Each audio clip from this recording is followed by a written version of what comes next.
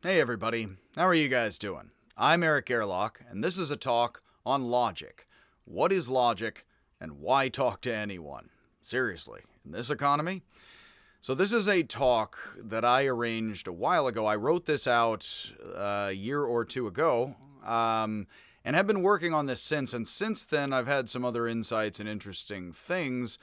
So, this is a work in progress, although I'm going to talk this out largely as I have it written out about what logic is in a somewhat Wittgensteinian, a later Wittgensteinian perspective, the kind I was taught at UC Berkeley.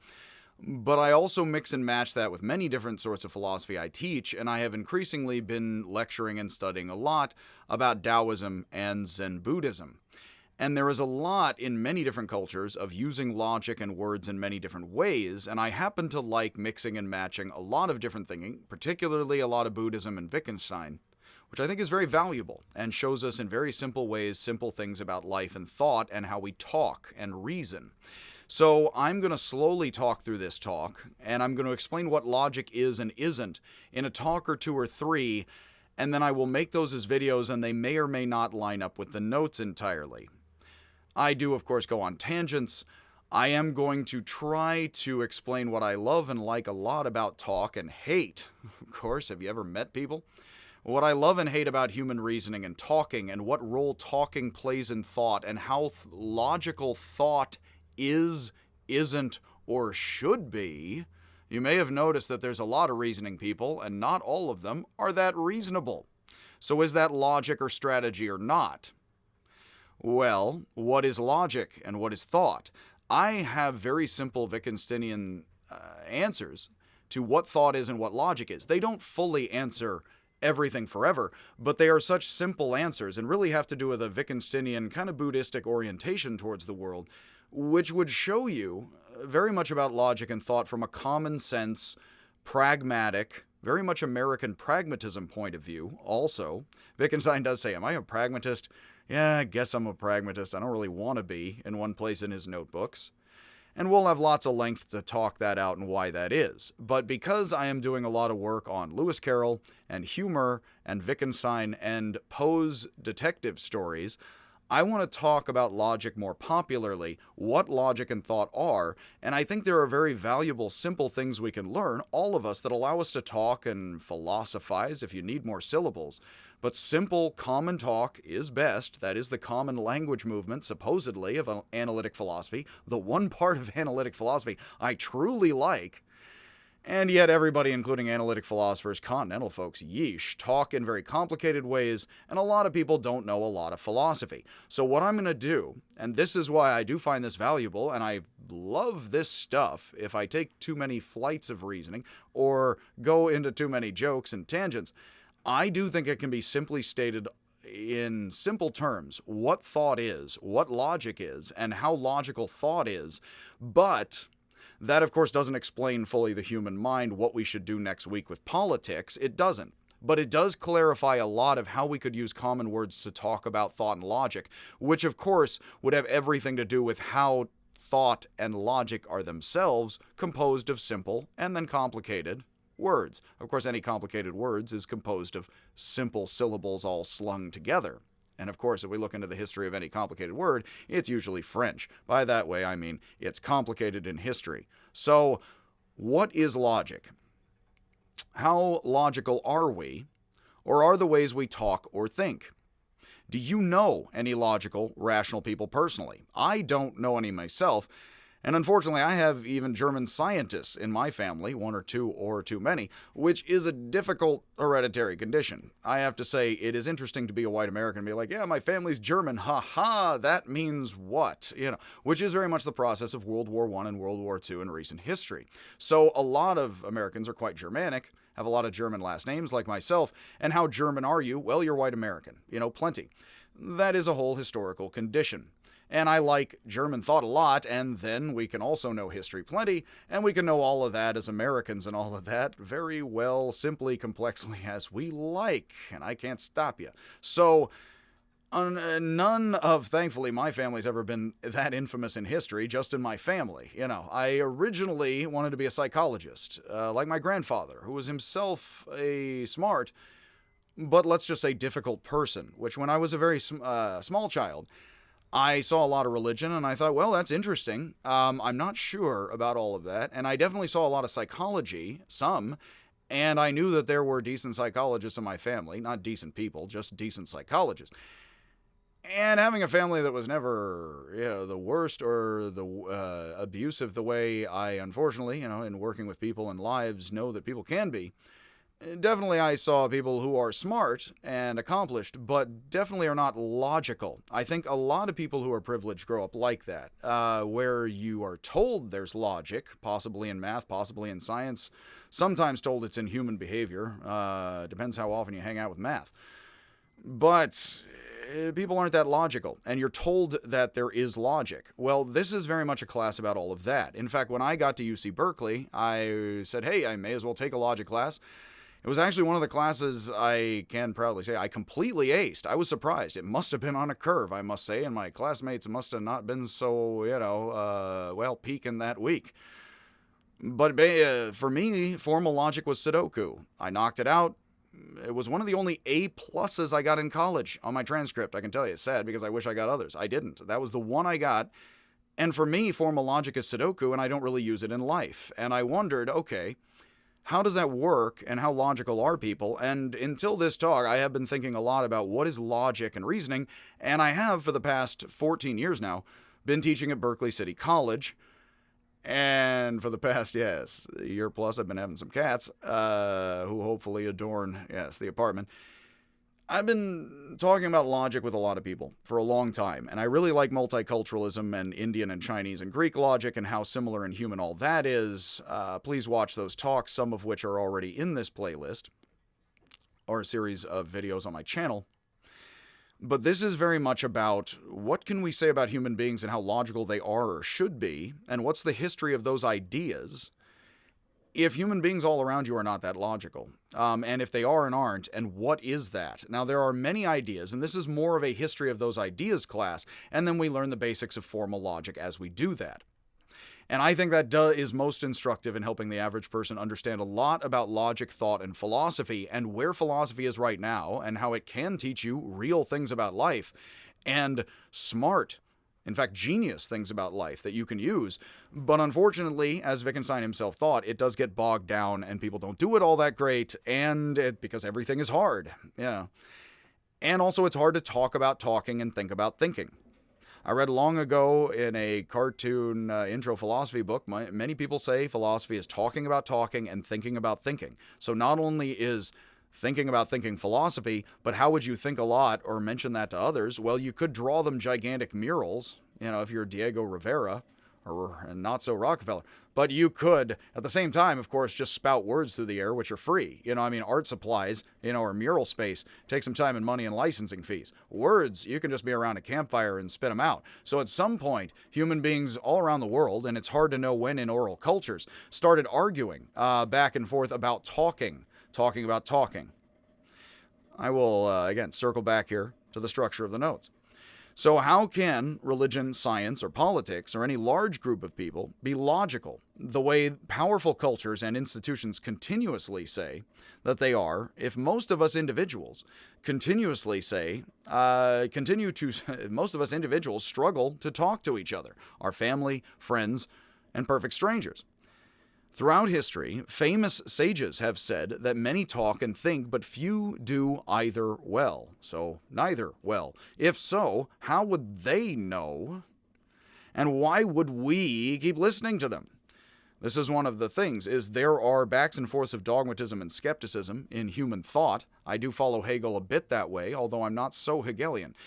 And I am a bit Hegelian in thinking there's a lot of dogmatism. There is objective truth in these rules. A lot of skepticism. Things are subjective plenty. Not entirely, but plenty, depending. And then you have that going back and forth. So why would we listen endlessly as human beings to human beings who say there are rules and there aren't any rules, man, which is more my neck of the woods?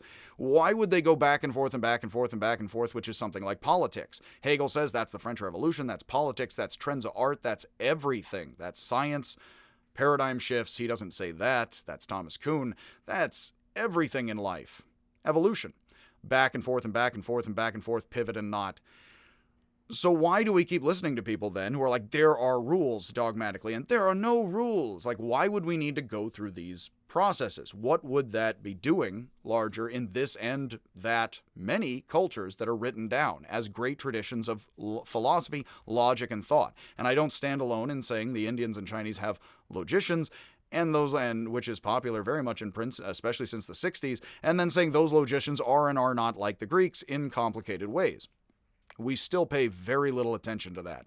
We still live in a time where most academics believe the Greeks in science are logical, and that sort of implies the Hawaiians or someone else isn't, and that is not anthropology. It's just not. We don't divide people with anthropology or sociology. I am not those, but if others want to correct me, and I'm sure, I mean, many would other than anthropologists, but it's, we don't simply divide the world into rational and irrational human beings, and that is a starting point I often make in many classes. So how are we logical or illogical? Is this a logical society? Most writers and lefters think it isn't, both ways, completely oppositely. Plenty. So, in lockstep agreement. So, the more you're political, the less you like this place, it would seem. So, it's something about tension, and how that's involved in cause and motion. So, throughout history, famous sages say there is or isn't logic, and then people still listen to them. And that's what you would hopefully do to me. You'll listen to this and hopefully say nice words back if you like. Most won't. Silent, screaming into the void, both of us. And, because if you're talking to me, I'm not listening. Why would I? Screaming into the void, both. So is there certain knowledge or worthwhile, wider wisdom and reasoning? Knowledge would be what you lay down as solid. Wisdom is, and this is a little Hegel and post-Hegel, as wisdom is something like the wider perspective you use the knowledge in, sort of like knowledge is the tool, wisdom is the space to use it in a sense, your width of mind. Although that's a crude spatial metaphor, cultures talk in words like that, like there's knowledge and wisdom and seeing possibilities rather than just knowledge and certainties.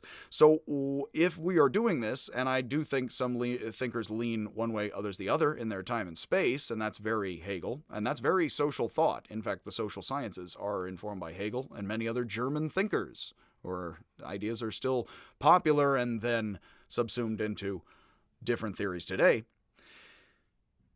It seems sometimes that we lay down certain knowledge forever and that we know the human. Other times it seems like we're just clueless and that technology is temporary, and then what the bleep do we know, as the documentary is titled. Most like to argue, though. We can tell here. No matter what's going on here, we can tell argument is constant, and that's logic, dear fellow.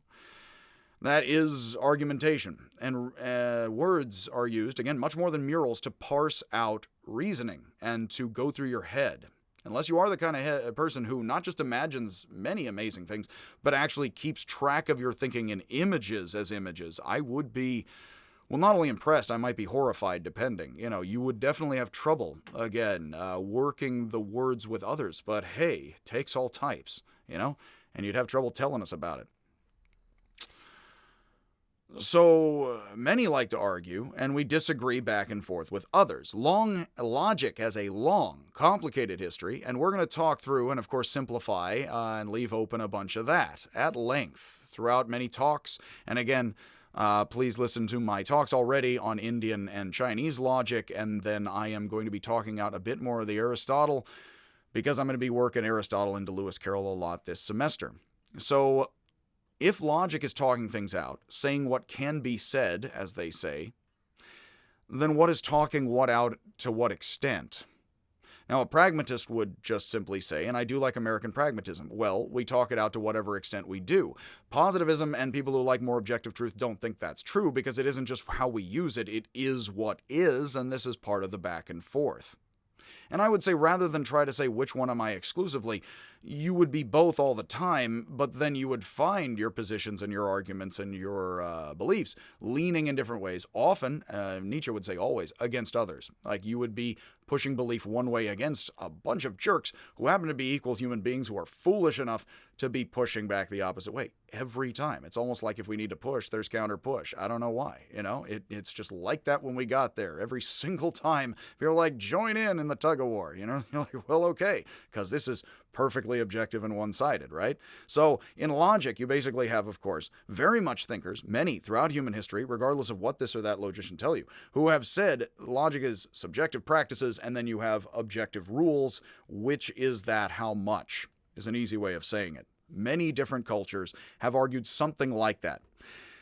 Now, what I like to mention, I have a picture on the website of Wittgenstein as a child on a horsey, on a rocking horse, which is a great picture of Wittgenstein if you know any Wittgenstein. And it's free on the licensed commons, sites. So is what the Russian psychologist Vygotsky says, I always like to say Vygotsky is not a Russian form of freeze tag, is that small children actually talk out the world. I have not yet been a parent. I hope I am appearing. I have cats. Yes, in fact, we can, it's a cat nap time. Cat nap. It's a cat nap. Apparently you can sing logically or illogically at will too. Notice my cats do not sing. They will it so. Yes? So yes, I have the cats. Should I stand over here for a second? Sure. Why the heck not? So, and of course, apparently they like it okay. I'm not sure. They lay down for a nap. I start to talk. They sometimes nap elsewhere, depending. So let's say cats don't talk like we talk. They meow a bunch. We do feel we overlap with them very much. But what children do, and I have not been a parent. Again, I am a cat dad somewhat already. That Vygotsky says young children are like the horse goes in the barn. And it's like, okay, kid, who are you talking to? You talking to me? You're talking to the horse? What's going on here? And what's going on, actually, as Vygotsky says, and I believe this idea is still current in psychology, as of course developed, is that what's actually happening, and I think of this all the time and try to weave it in, is that the child is learning at 2 and 3 how to just talk. And then talking pivots and turns into different things and overlaps with different practices. And what that is, I talk to myself all the time. I drink too much coffee. I have too many cats. Isn't that right, pal? Here's Tiger. What's up, buddy? How you doing? Yes. We're talking about you. Do you know that? Do you need to? Who cares? Not you. You just have to deal with me talking as some kind of constant cacophonous din. Which is what it is. Again, Chuang-Tzu, the Taoist, says it's the peeps of baby birds being like, I know about logic. And the gods are like, And so we will let the gods wander. You can also see, yes, Snowball, the little Leo, is ablazing in the sun over here. Yes. So, again, that happy. We have here, we'll leave him a little slightly in shot. Basically, how logical should human beings be? Well, children talk out things, and they're like, the horse goes in the barn. And it's like, well, who are you talking to, kid? You talking to me? You talking to the horse? What's going on here? Well, the kid is kind of narrating to everyone. It's interesting to think about how in Genesis, sort of God talks out the world. And you have that in a lot of religions, that things are talked into existence. Light and dark are separated by words. And if you get into Jewish mysticism and Kabbalah and Madonna's kinds of water back in the day, is that basically you find that talk, breath, which is very much like with Indiana Jones and the guy's head coming off, is breath separates things. I always think of that actually in Indiana Jones 3. Breath separates light from darkness, like a general being like left and right flank go different ways. So speech, breath, air in the ancient world has a very primordial, it's like the weather, it brings different things, it brings time, it brings places. Like human speech says, hey buddies, I say, hey cats, time for treats. They don't know what that means. I then shake the treats. They know what that means. So my breath means little to them. Hey buddy. Okay, so Tiger decided to move out of his spot, so, yeah, dude. Well, fools rush in, yes? And so the horse goes in the barn, and we rush into language, do we not, children and cats? They actually take their time. With language, they haven't started, so much. So they got the meows, they don't have the adjectives down, as far as I know. But then again, I wouldn't. So the horse goes in the barn, yes? We're over here. The horse goes in the barn. So what happens is you're actually learning to think and talk at the same time. The child is learning to structure their inner monologues. How much do you talk to yourself and others in your head? Leave that where it were. You usually would not just monologue off into the darkness. You would be talking to somebody or someone. I oftentimes am talking to my head to students or to people I've talked to in the past. In impassioned conversations, we relive bits, don't we? That's actually what makes probably the memes so much the memes. Reliving emotional woven bits of knowledge, culture, communication, and other things. Certain states, of meaning and other such. That by doing all of that stuff, what you're actually doing is you're learning to weave words. We have perception. I perceive the cat. Here we are. You can perceive the cat too. I perceive the cat. He's a wiggly one. Just like his brother.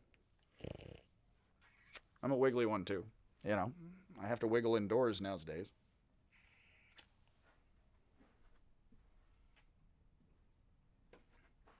And I've placed the squid so they can't get him. Basically, you think internally silently, you talk externally out loud. The child talks everything to themselves and the adults and the horse without distinction out loud, such that the child can talk words silently to themselves and others in the child's head, as I do every morning a lot, over-caffeinated, and the child is learning to talk to others as is talked to talk to the self and others in the head. So thought is seeing images and is actually perceiving objects. I would say I can think about this coffee cup as it's a coffee cup. I then can imagine the coffee cup once it's out of your and my view, and so can you, and I can talk about it. So that's imagination and memory, very much the same sort of stuff, and sort of proactive memory is kind of putting together imagination, let's say, and it's not just image, because I can imagine the taste of coffee. So imagination is taste as well as image, equally as image. Imagine the taste without the image. Imagine you're sipping coffee with your eyes closed, or imagine blind people sipping coffee. You can easily, because you just imagine the taste of coffee and don't imagine image. You're actually talented enough to do that without taking steps, I would say. You snap into it. So what's going on is the individual is weaving words into their perceptions, their imagination and memories, and also their emotions, believe it or not. Have you talked to anybody? So what's happening is the child is experiencing perception and emotion, and then also a memory, and then the child is hearing all of this stuff around them, and then the cacophonous din somewhat, as far as we know. Again, I think Gopnik suggests in Philosophical Baby, I do recommend, we actually in the womb may or may not be somewhat figuring out what the heck speech is or isn't, but regardless, of course, as Joshu says, it's like a ball being tossed into the rapids. If a child has all 6 types of mind or not, 1,000 years ago in China, or today. That essentially when you say the horse goes in the barn, and then later, as a child like myself of later years, you say to yourself, okay, horse goes in the barn. That was silent. And then I say to you, hey, the horse should go in the barn. Those are using the same thing in 2 different pivoting ways, like a duck rabbit. What you're doing is you're silently talking to yourself, you're publicly talking out loud, and of course, a lot of things you say in your head you want to say out loud, and vice versa. So it's actually in and out and back and forth and all of these things.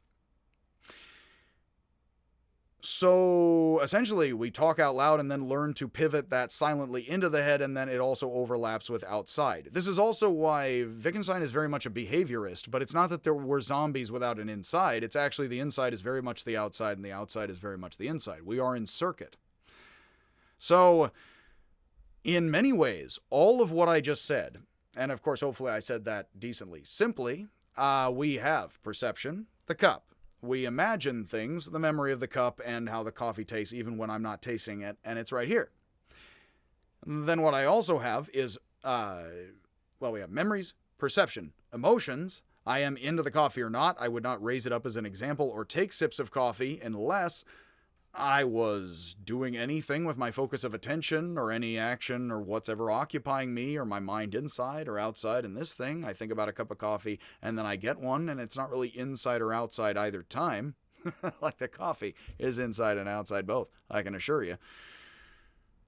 That we are then in all of that weaving what I am doing right now to you, which is words. And throughout our life, we are weaving words and that part of our brain and minds into the rest of our behavior and forms of life, would be a view of Wittgenstein, or a more so Wittgensteinian view. I emphasize the four interweaving together, and I am also emphasizing four emotions weaving together, now more so. That would be good, bad, tense, and calm, which I get from Poe, but I will leave that till later. But think of all of this as an interweaving, and one of the things, not the bedrock element, and that is essential for understanding why words and nothing or nobody could simply be essential to thought, which is central, or at least non-peripheral, to how logic is to thought and how or not thought is spoken out and logical. You can feel a lot of things at once. You can remember a lot of things at once and see a lot of things at once, all at once. And the focus of your attention goes in and out from this to that, more or less. Yes. And then in all of that, you are trying to talk out your and others' thoughts and arguments in words. And the best definition I can give you of what logic is doing that better rather than worse. And then many fine people across human culture have agreed to that, because we argue a lot with other people around campfires, then within walls with gods, and then God, and then secular, a bunch of stuff all over the place in lots of different ways back and forth, and without that being some necessary pattern to this, but there's a lot of that here by now. Then in going back and forth and talking all of that out, there are many people who are more dogmatic who will tell you there are rules to logic and there are absolute procedures to it, it's mathematical or not, and then they can usually not name exactly what those are or show that they are in human behavior. There are other people who are more skeptical and say, well, it's all just forms of life and practices, and I am of that ilk. But the thing about the duck rabbit is, it isn't about just saying, well, it's forms of life, what can you do? As Wittgenstein knew, having Schopenhauer and Nietzsche both under his belt as a youth, he knew very well that it's not just that we silently contemplate wordlessly, or that we go into the world as jerks. It's that it really is a judgment call and awareness and wisdom to know how you are weaving your words and beliefs and emotions into the world or not. And there aren't simple answers, like, for me anyway.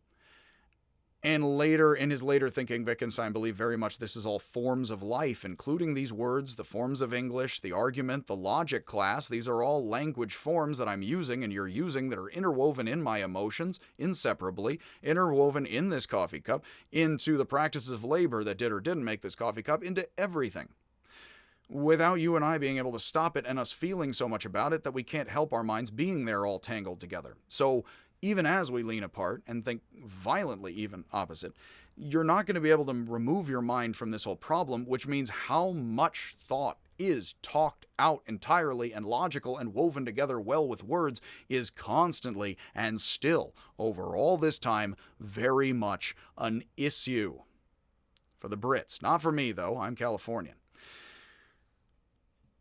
So, what you find, and Hegel likes to go back and forth with this. Hegel, unfortunately, writes off China without knowing anything about it in the 1800s, and he thinks India is starting square zero with Buddhism and human thought because he knows of Indian thought and doesn't give it much cred. But Hegel thinks the Greeks and then Europeans developed stages of logical thinking such that now people can be scientific and logical. Now, I tend to dial that entirely back and tend to say, well, we are logical and have sciences today. But whether or not we are more logical or not than the Hawaiians or the Tibetans or anybody else is not really anthropology. So I talk through all of that and continue to do so with you here. Given all of that, you can see which way I lean, but also I am opening up the discussion. Because actually the majority of logic classes and the majority of how logic is taught is that there should be form to it and certain rules. But Wittgenstein happens to be the most popular thinker in the Americas and in analytic thought anyways. I would say of philosophers, Wittgenstein is possibly most popular in America. And yet, analytic, more positivist-minded thinkers oftentimes say there are rules and don't agree, until this day, what exactly those rules are, and it's not clear in psychology what the positive value of formal logic is. And I'll just leave that there and let them talk or not. But I don't know that human thought operates as formal logic for the reasons I am giving you. Because actually it is not clear, and Wittgenstein actually argues against, as the guy who invented truth tables, who really wanted to ground reason in a crystal form of moves of chess and thought, that actually if all there is one element that is talking, which is what I am using along with your emotions, playing on your feelings, why wouldn't I, how couldn't I, how dare you? There's no way of doing completely illogical thought, so it's very weird if human beings screw up with it to call it completely unspoken or illogical. What if people, of course right now, without naming anything, what if people talk things out endlessly and it turns out all that's stupid? How logical was it? That's a very real problem, you may notice. I'll just say without, and there's Mary Tyler Moore that, again, off into the cosmos, without looking at it. Don't need to. Pretty sure it went up. Didn't look though. Awesome. Basically, what happens when people talk a lot, logic a lot, word a lot, jaw a lot, and then it turns out it's all crap? Well, was that logical? Well, it had a lot of adverbs. Hitler didn't have much problems with pronunciation or pronouns or punctuation. Of course, you don't really punctuate except with the gestures and the speech acts, but out loud anyways. But yeah, apparently he didn't ghostwrite his book, somebody quipped. So supposedly, if what were Hitler's problems with structures and adverbs? Well, is it that we wished Hitler talked more logically more of the day? I always hate to say it, and of course we go full Hitler a lot, in the class. Who doesn't? This is America. This is America, takes off shirt.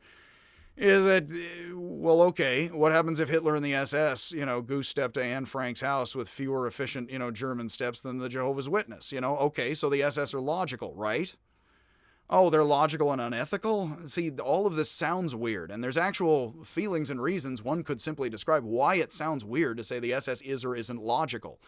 In a certain sense, it would be very weird for me to tell you the SS or the Jehovah's Witness are or are not logical, and we'll proceed here with a bit of more anthropological philosophy, thus, which is more pragmatism than positivism, honestly. That's why Wittgenstein worried he might be a pragmatist. The reason being he died right after World War II, and as an Austrian Jewish guy, he wasn't feeling so much science, right then. Guess why? And then the world gets a little bit existential in the French trench coats. What is this, a trench coat convention? Yeah. Why do you think a bunch of people existentially smoke cigarettes and now it's like cynical, positive, postmodern engagement? Well, somewhat has to do with valorizing science and religion and politics and then having World War I and World War II and intellectuals not knowing what to do with all that for 100 years, which is counterculture culture, a lot of this. Personally, again, if people want to mix it up, counterculture it on the right now, yeah, there's no going back now, after World War I, World War II, and a lot of counterculture. So you're going to notice people trust science and don't you? How logical is it to trust science or not? I come from hippie land. How logical is it for me to trust science or not? How much have I talked through that with you right yet? How much are we talking through? I do always mention, there may be nobody in America right now who entirely knows how much we're doing helicopters. I read somewhere else, it's like we make crank out computers. I mention all the time, no individual on Earth entirely understands the computer. They don't need to. We work as teams. And we crank them out, and most of us have them, especially if you're listening to this. So, yeah, how logical are we? How much do we talk through helicopters or computers? Would more technology since Sumer help? Would that help us talk out more on tablets, No one trusts human beings with their wallet, so that tells you a lot without telling you anything. So what you find is Hegel says that Plato and Aristotle are firmly on the side. There's dogmatic rules and reasoning somewhat. It gets hazy a little in their arguments.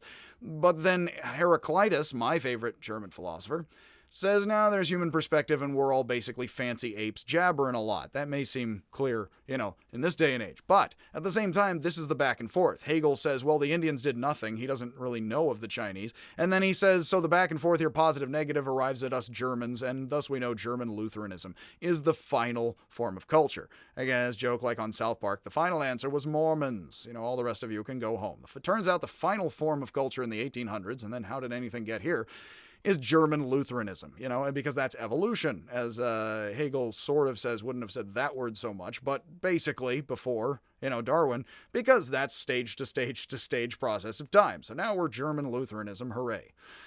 A couple of other stages of Germanic, well, yes, there were other Germanics afterwards. Let's say that.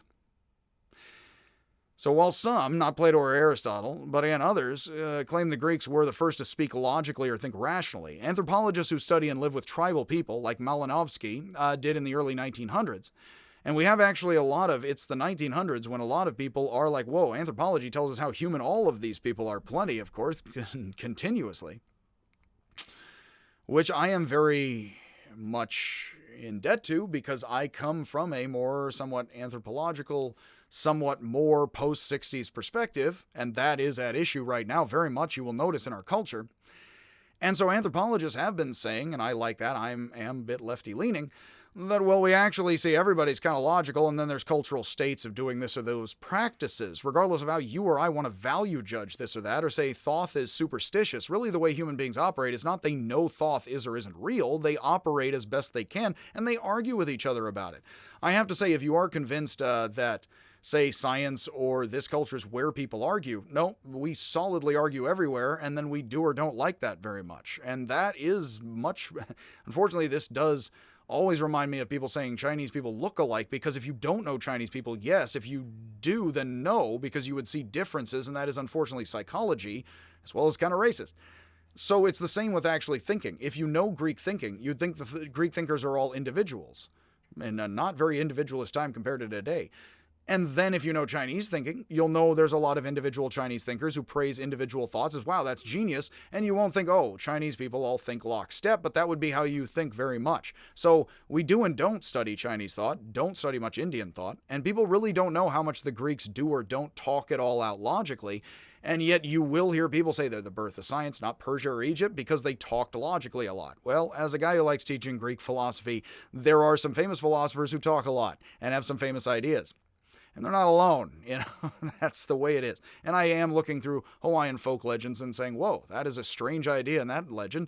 And I am the kind of person to say, well, somebody's trying to say something with that, aren't they? That is not only expected, but quite agreeable a thought. So if we have anthropology, and if we know human beings are very much human beings, and there are apparently anthropologists use laptops, they take them around the world, they have people point at things on the screen, not program or become literate all of a sudden, but they have them do laptop games, as I refer to them, and I've heard them referred to popularly, and they use this to show that people are full human beings and not genetically bottlenecked, which technically means they are checking to see that everyone is rational, full adult human beings. Man.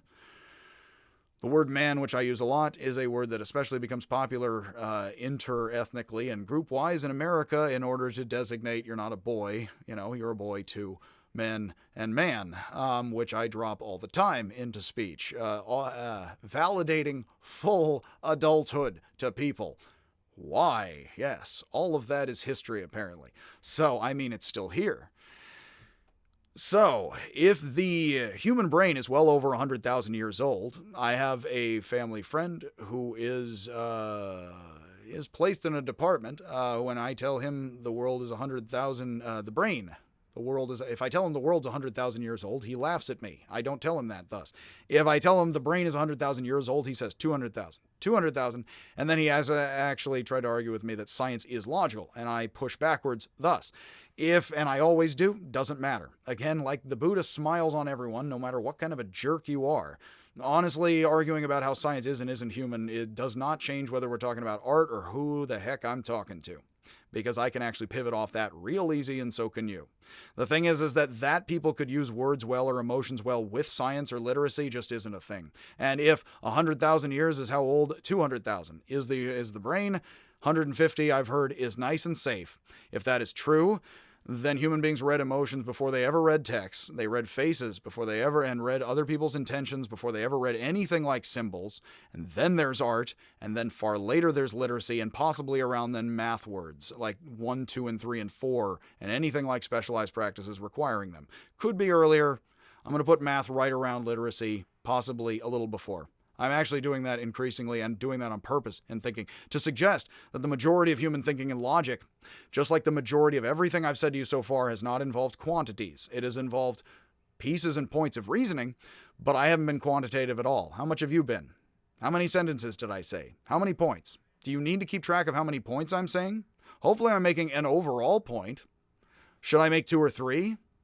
Maybe 4. How about that? You don't care. You don't need to know. You are emotionally following my words. You are trained in emotions and words and others.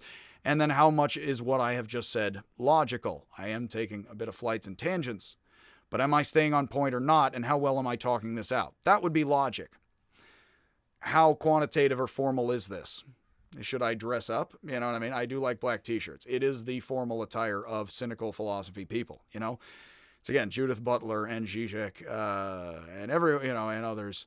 We all have to wear black t-shirts by law. It is, the committee goes around, and gives us orders.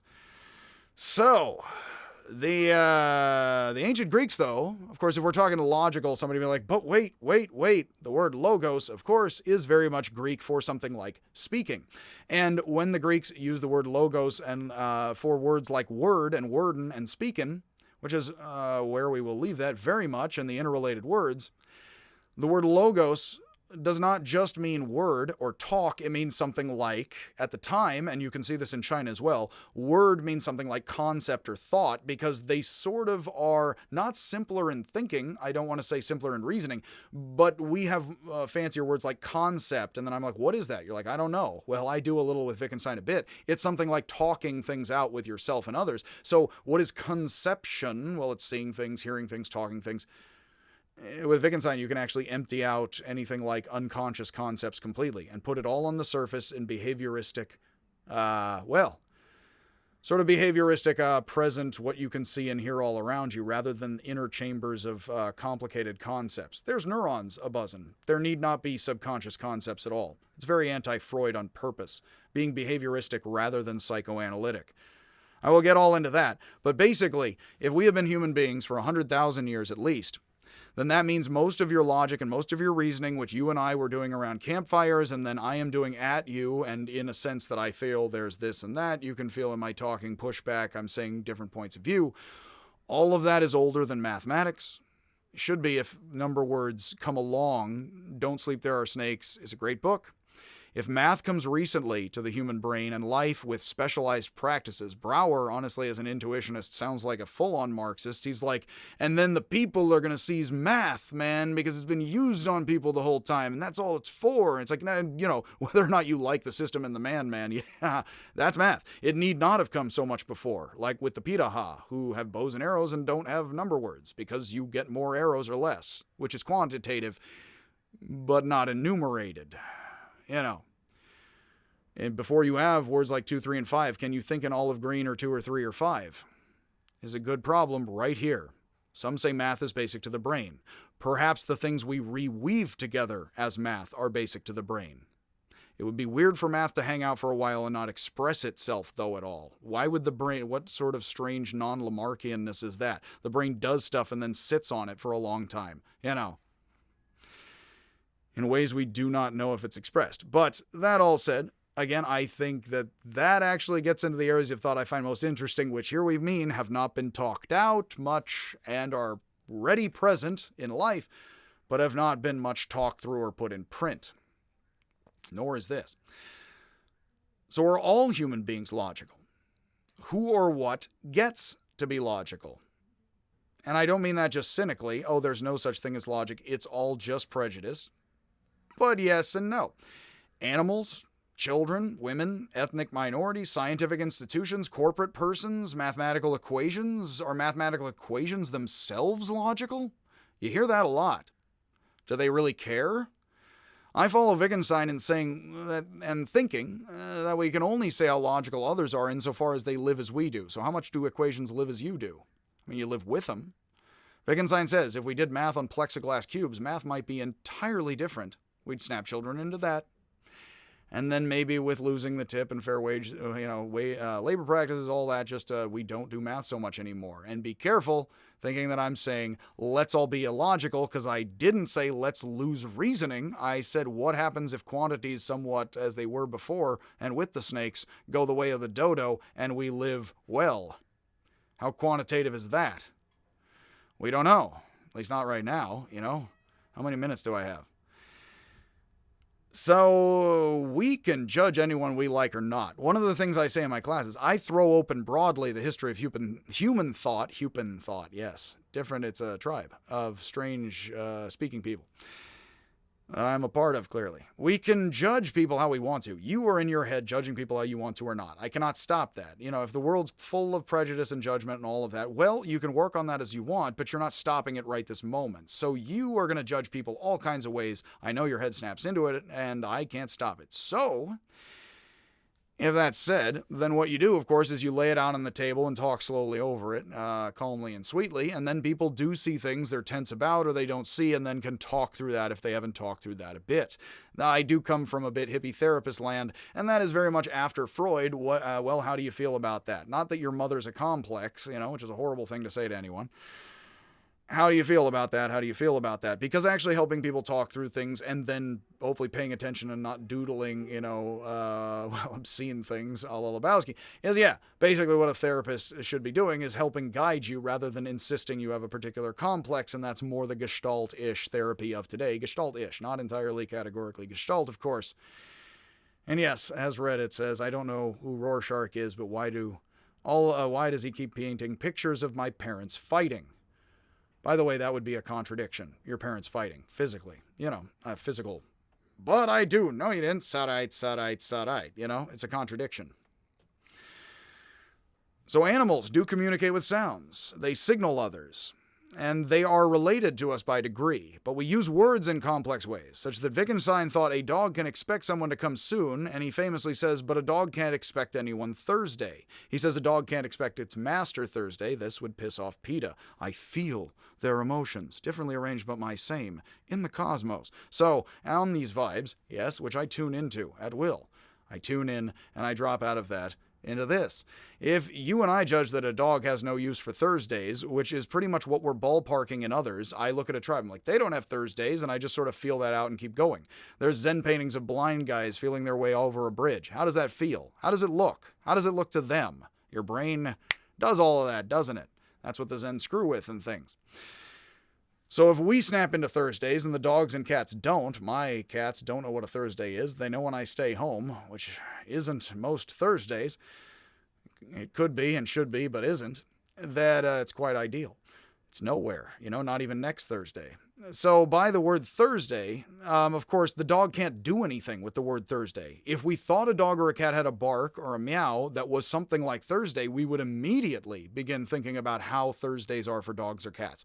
What it is Wittgenstein is suggesting is that because dogs and cats don't behave towards Thursdays or vocally behave towards Thursdays at all, we just walk and talk towards them as if they don't have Thursdays, like we would with blind people. Much love to everyone, where you would act as if somebody doesn't have sight, but you wouldn't necessarily know, or you'd find things surprising, but you could competently somewhat interact. Think about how well and easily you think it, whether or not you think it well, and it just snaps in and you keep going.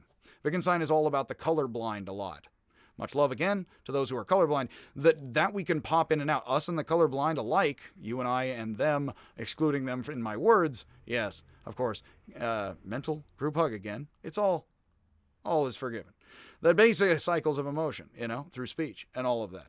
That basically we can talk about blind people and colorblind people. They can talk about us, and we all function decently with problems as a society. And think about how visual creatures we are. Remember the murals? I said think about what visual creatures we are and how even those of us who are not blind, talk out our thinking.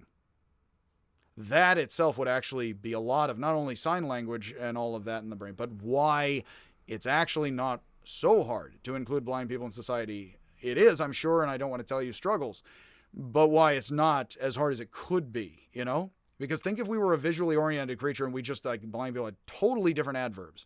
That's not what's going on. And this isn't necessarily Chomsky. This is a bit more of not sleeping with snakes. Forgive me. So, it was Thursday, I was young and in love. So, what Thursday, of course, means, it means something to us because it puts us into a practice. It puts us into a form of life. We feel that out. We are thrown into life, as Heidegger says, and Wittgenstein knows, and Wittgenstein said Heidegger was struggling with the limits of language, that a dog doesn't do anything with the word Thursday. A dog hears your word. You don't hear a dog whistle. Dog hears a dog whistle plain, like the South. A Southern dog, of course. nothing else.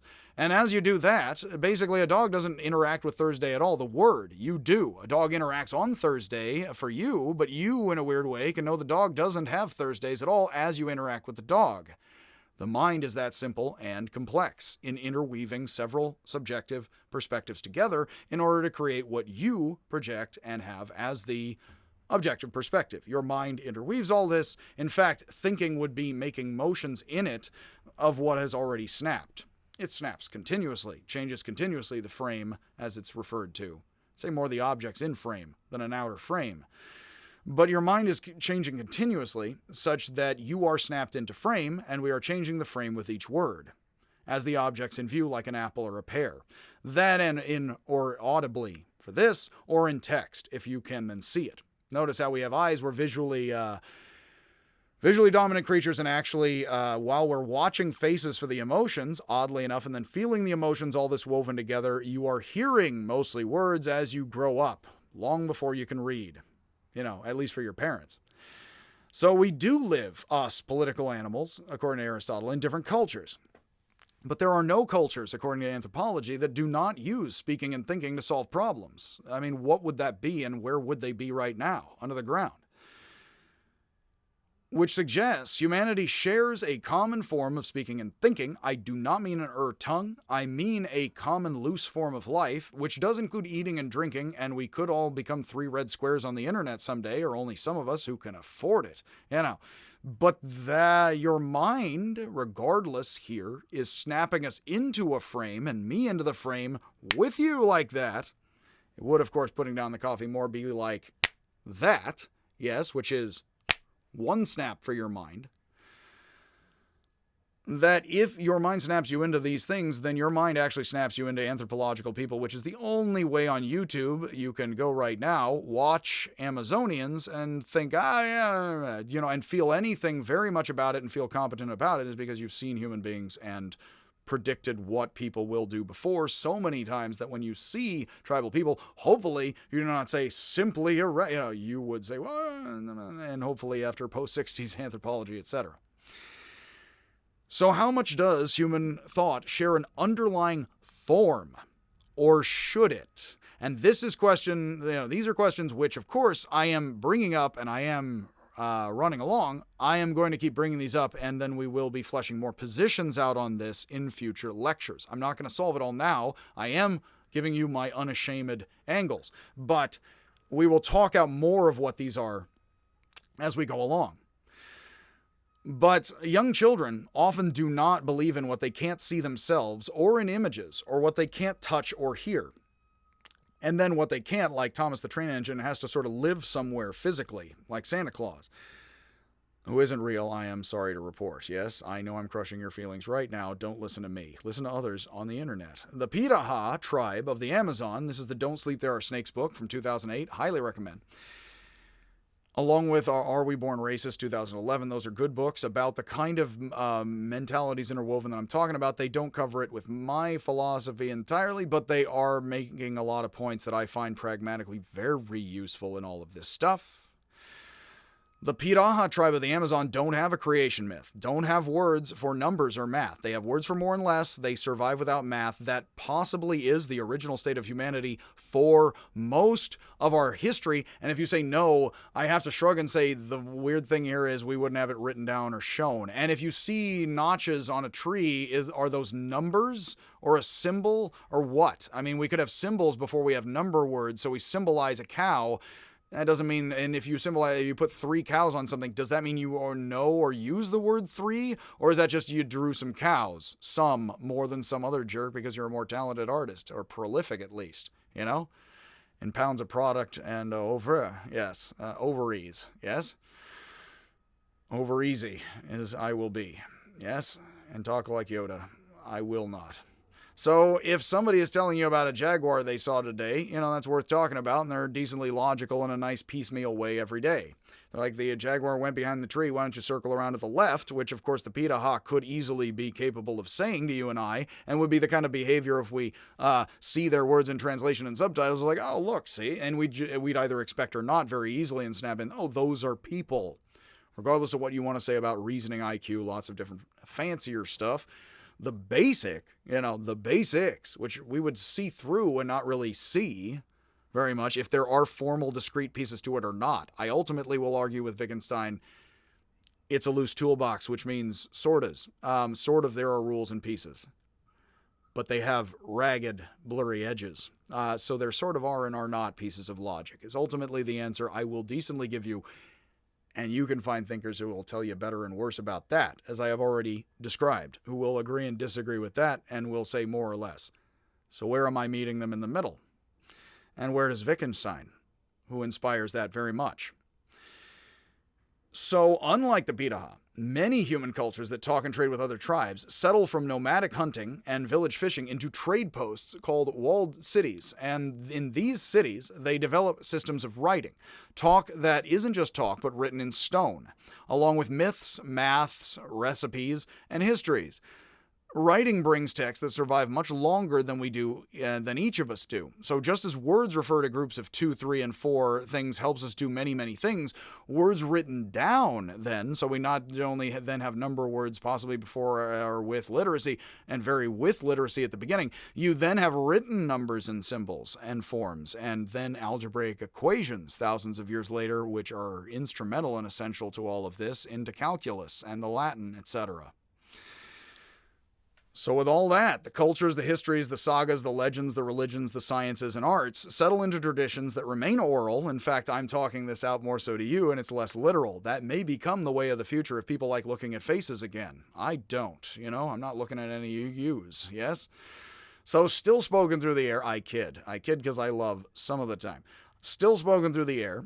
But also these words now are fixed in parchment, papyrus, and then clay tablets, and now the little number words all floating through the ether. The Pitaha tribe use 2 or 3 things at a time by using words more and less, but not 1 or 2. You would not need the word 1 if you didn't have 2 or 3. So which came first? I say the chicken. So they do not know that 2 things gather together with 3 things that leaves 5 things remaining if nothing else happens. They just deal with any of that, and if you said you need precisely 2 or 3, they'd say bring more. We don't have enough. It's like, but I need 3. Why do you need 3? That's oddly specific, Steve. I don't even know what that word is. Why are you making up weird nonsense words and practices? We can see stages of this, as psychologists could tell you. City-dwelling psychologists of the 1900s studied illiterate peasants of rural Georgia, not the south of South America or South Africa, southern Russia, and asked them how many are 5 and 7 together.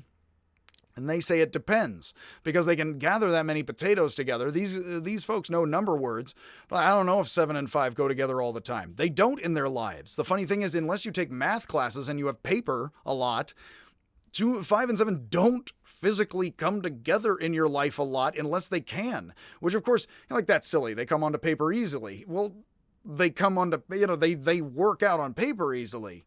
But think about how that doesn't exist if it doesn't exist. It's quite simple. It is the tree in the forest not making a sound if there isn't the circuit. So if you don't have paper, you don't have paper math, you don't have forms of ideal universal math, you have 5 and 7 things don't always fit together in the same sack.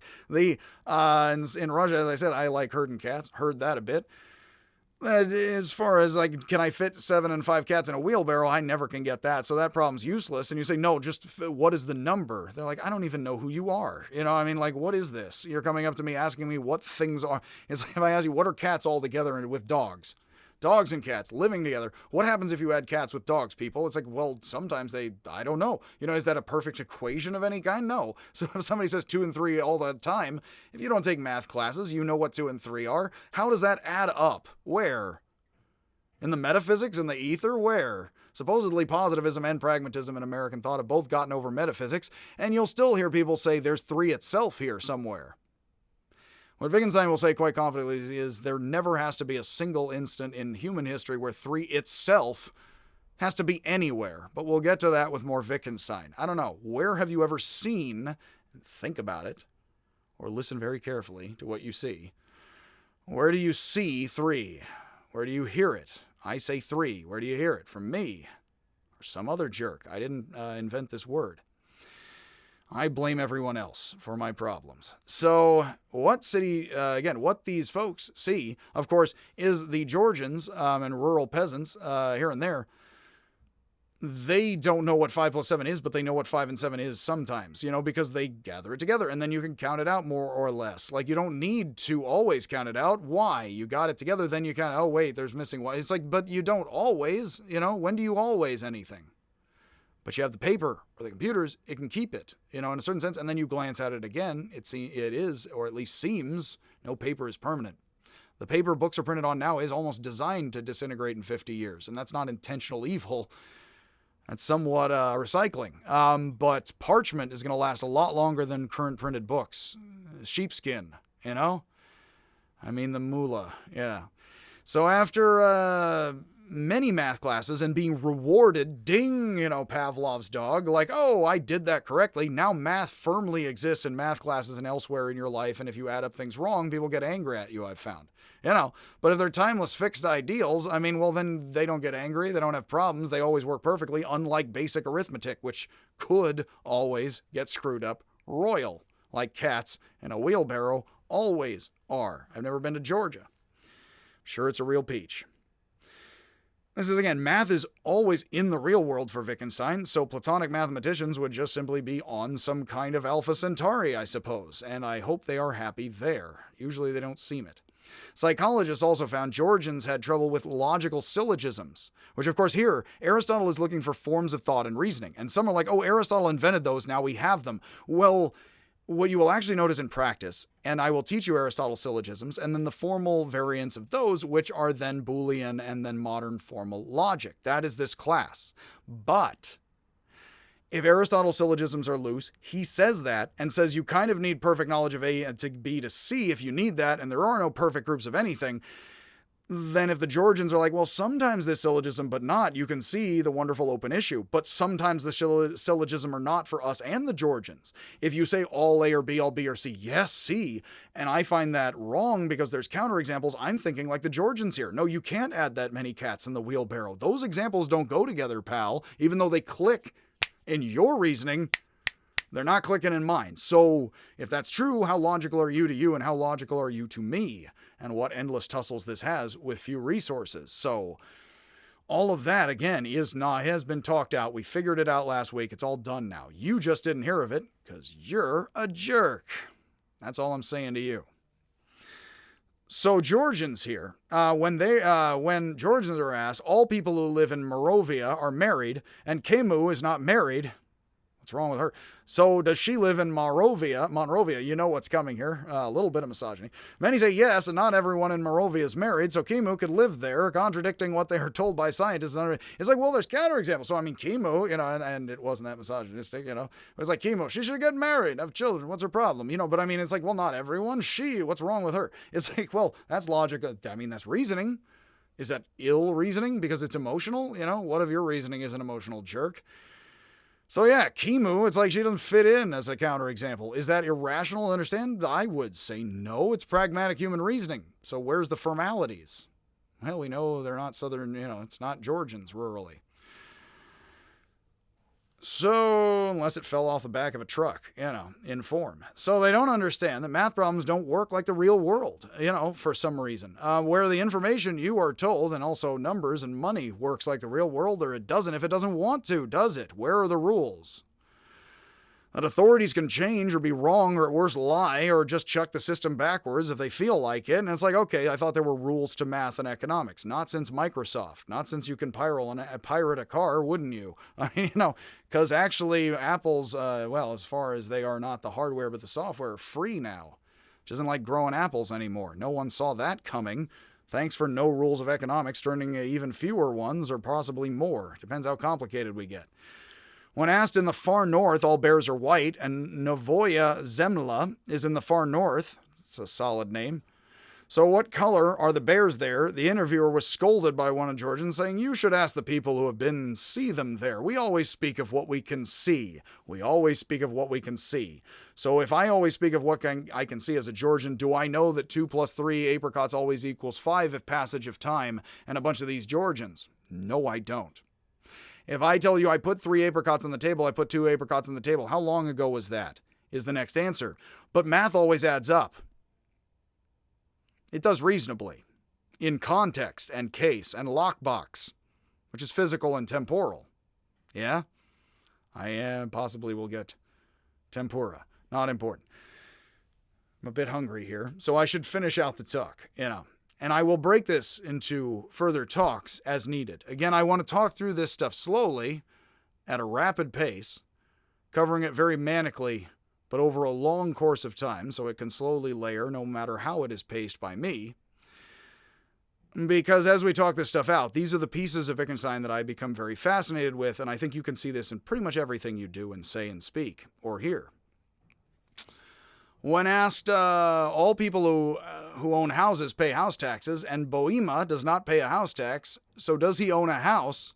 Some Georgians make up stories to explain how an explanation, well, yeah, sure, and this is totally reasonable. Plenty often, or unless you're BSing somebody, when it's good, it's good. When it's bad, it's bad. It's like the girl with the curl on her forehead, is that, okay, so yeah, he could go there. I talked to a guy once, he may know a guy, that's reasoning, talking things out. So if it's like, no, you don't understand, the quantity just always adds up eternally, and metaphysically, it's like, well, it doesn't in Georgia. I don't know how you tally things, right? So hell. I've been refraining from things I haven't said, which you could only tell in the difference. So, basically us moderns, as the French sociologists would say, many of us, especially if you are educated, you live possibly in or near a city, you've had math and logic classes, which you could take online now from anywhere, pretty much on a phone, and so you have a more standardized world and practices that doesn't make them pleasant or nice or mean or not used for everything. So ancient Indian, Greek, and Chinese philosophers who argued about how language and arguments work and what they tell us about are known as logicians. And we can use that word thus because even though logician was not a word in ancient Greece for Aristotle, because he wouldn't have used so specialized a word, it's like argumenting person, expert. He's like, well, I'm a talker, thinker, philosopher. It's like I'm not a talky person. I don't know what's a talky or a talky person. Okay, thank you.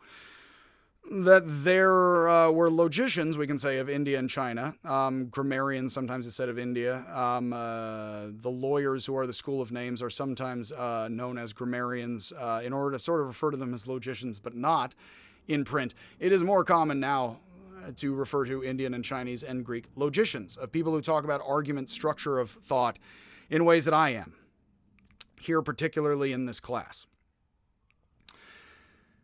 That they have argued about language and arguments, and what we will end with here is that you are part of a world that has had, as I always mention, the three largest systems of thought and cultures affecting the whole world are Christianity, Islam, and Buddhism. There's a lot of all that in the Philippines.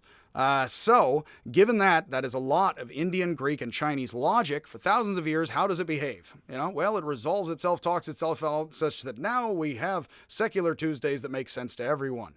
Yes, including vaccines and practices. So we're going to leave on that happy note that doesn't exist. And what I'm going to say from the rest of the talk on here and then through the talks, I'm going to explain a lot of different of those positions there. A talk as pretty as I like. With enough form, too, for it to have form, figure, and points. I tell you, let me make another here. We're going to end off here on the fact that human beings have a lot of Indian, Greek, and Chinese logic, which is very human logic and play with human thought and words in their lives, whether you like it or not, and you don't find much of it very logical. Not even the technology and science, and that's the part that doesn't float away as easy, along with architecture. So given that, I'm going to share with you a lot of the history of all of this, and we will continue with a bit more about human thought, logic, and psychology as an overall frame, such that I can frame then the Indian logic, which is already up there, the Greek, Aristotle, Heraclitus, and Stoics, Heraclitus, Aristotle, and the Stoics very much, and then we will also then get to modern after Indian, Greek, and Chinese logic in order. We will then get to medieval Christian and Islamic logic, and then modern European formal logic, the backs and the forths, Poe, Carroll, and others. Much happiness. This has already taken an hour, I see. Again, I don't typically quantize until I do. And we will continue this talk and more about how or how not human beings are logical as we proceed. And then we will proceed into, and I've already given some of and is there for you to watch, case by case, philosophy by philosophy, thinker by thinker by thinker, as we work our way up to my talks, which I am preparing for, which I am very looking forward to. Talks explaining the detective stories of Poe, Dupin being the original Sherlock Holmes, what he says about emotions interweaving with words as logic, and then I am going to explain as best as I can Wonderland, The Looking Glass, and The Hunting of the Snark with Aristotle, including his syllogisms, but also his 10 categories backwards, which I am working up to this entire time, and I am presenting also through these talks to the Carroll Society this semester. I published my work in their journal last year, and this is the talks I said I could give, as well as then I will be have my YouTube. I'm going to be talking in person, in April. Well, in person online, but I'm going to record much of all of that as promised on YouTube for everyone. And this is working up through all of that, including to my visions of Wittgenstein and what I think we can all see a lot in Zen, Wittgenstein, and everything else under the sun, all interwoven. Much happiness, much love to you and yours, many emotions, many feelings, many words, and I will see you if I ever see you.